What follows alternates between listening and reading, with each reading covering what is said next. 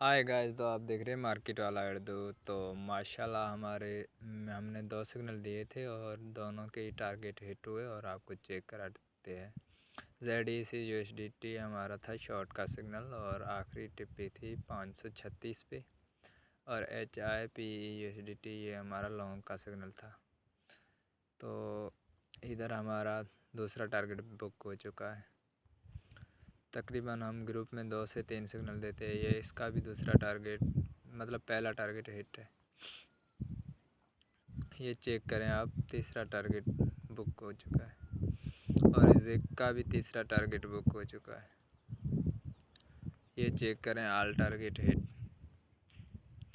61,600। तो इधर आपको चेक करवाते हैं। ये चेक करें आप 61,500।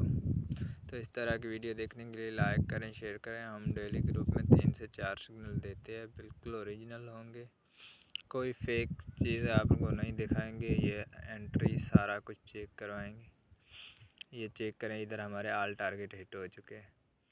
तो इधर इसको आप स्क्रॉल करके आपको चेक करवाते हैं।